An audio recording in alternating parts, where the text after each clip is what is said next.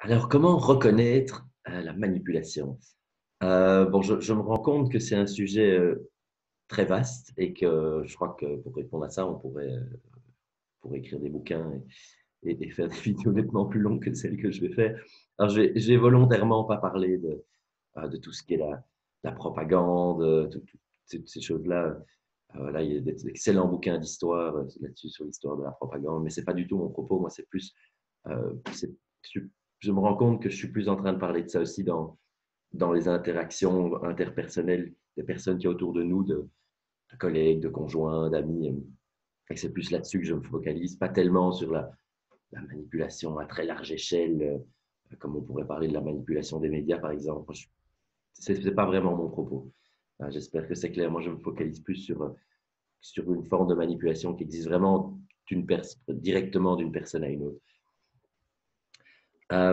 Donc, comment on peut reconnaître ça? Il y avait il y a différentes techniques, mais moi, ce que j'aimais beaucoup dans un livre qui s'appelle Emotional Blackmail, qui est écrit par Suzanne Forward. Et elle parle de fog. Ce que j'aime assez bien parce qu'elle donc elle parle plus du chantage émotionnel, qui est d'ailleurs une technique de manipulation, mais elle dit comment on peut reconnaître ça.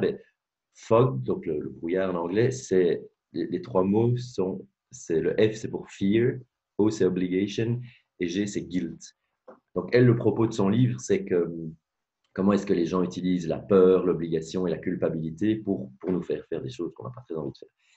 Et ce que je te trouvais assez, c'est pas mal à retenir, parce qu'en fait, le mot fog aussi est volontairement choisi parce qu'elle dit que ça nous met dans un espèce de brouillard où on ne sait plus très bien quel est le vrai, quel est le faux, qu'il n'y a aucune clarté et qu'on est vraiment perdu. Et elle disait dans son livre, ben, si vous vous sentez un moment comme ça, face à une personne, ben, c'est pas le moment peut-être de tirer des grandes conclusions, mais c'est en tout cas le moment peut-être de prendre un peu de distance, de dire, oh là, qu'est-ce qui se passe? Comment ça se fait que je me sens comme ça? Est-ce qu'il n'y a pas quelque chose qui ne va pas? Alors, et déjà, ça donne un excellent point de départ pour répondre à cette question. Comment reconnaître ça? Par exemple, si quelqu'un utilise la peur pour vous faire faire quelque chose que vous n'avez pas envie, bon, je prends volontairement un exemple très extrême, mais si quelqu'un dit, si tu ne vas pas faire mes courses à ma place, je vais te casser la figure. Bon, c'est très, bon, c'est volontairement exagéré comme exemple, mais c'est utiliser vraiment la peur pour faire quelque chose qu'on n'a pas très envie de faire. Ou l'obligation, on va dire voilà, comme je t'ai aidé la semaine passée, tu dois aller faire mes courses pour moi. Voilà. Ça, ce serait une forme d'obligation. Et la culpabilité, bon, l'obligation, la culpabilité, parfois ça s'entremêle un petit peu. Ce serait, ah, en tout cas, si tu fais pas ça pour moi, tu es vraiment une mauvaise personne, tu es un mauvais ami. C'est l'idée en fait de ces techniques-là, c'est vraiment d'induire ces émotions à l'intérieur de nous, de la peur, de l'obligation, de la culpabilité, qui vont nous faire faire ce qu'on n'a pas très envie de faire.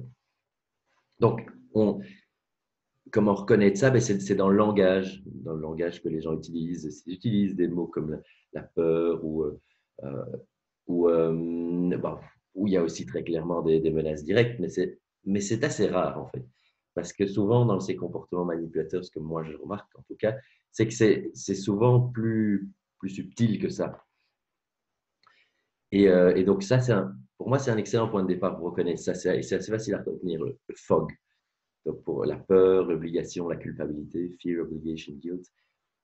Mais pour moi, c'est quelque chose. Je rejoins vraiment ce que dit l'auteur de ce livre, Emotional Blackmail. Je vais mettre la référence en dessous d'ailleurs. C'est que c'est un moment de s'arrêter de se poser des questions. C'est pas d'aller à des conclusions. Et pour moi aussi, reconnaître la manipulation, c'est un peu comme c'est un peu prendre la position presque d'un détective qui cherche des indices. Parce que de nouveau, je pense que le risque aussi, c'est de mettre de mettre des étiquettes sur des gens, d'enfermer les gens dans des boîtes, de dire, ah voilà, ça, cette personne est un manipulateur, une manipulatrice. Et c'est souvent, la réalité est souvent nettement plus nuancée, complexe que ça.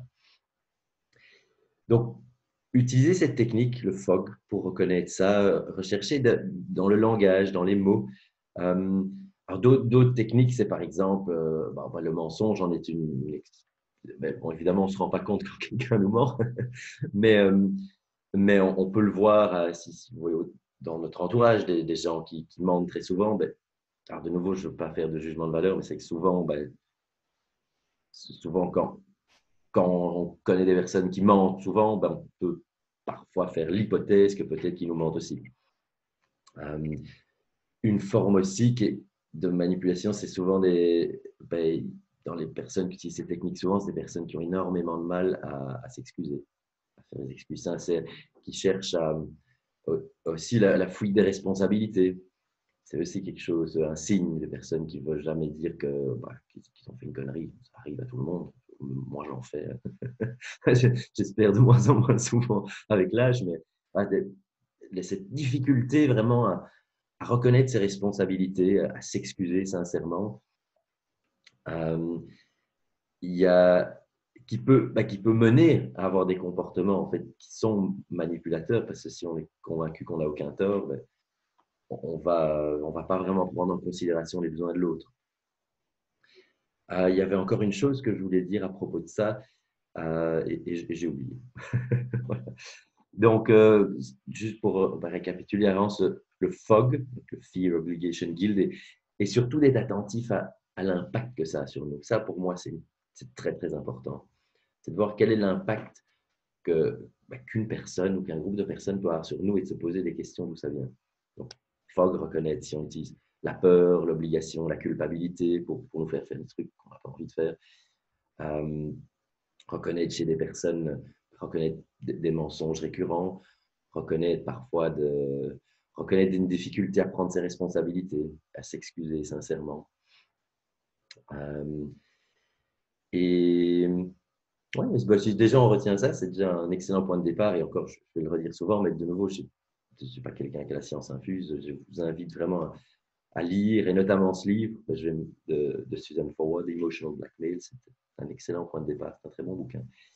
Et voilà, il n'y a pas à aller à des conclusions trop rapidement. Je dis plus, moi je trouve la position est plus celle d'un détective qui cherche des indices et dire tiens, effectivement, peut-être qu'il y a des comportements et quel impact ça a sur moi et qu'est-ce que je peux faire après. Et ça, ce sera le sujet je regarde ma liste de la prochaine vidéo.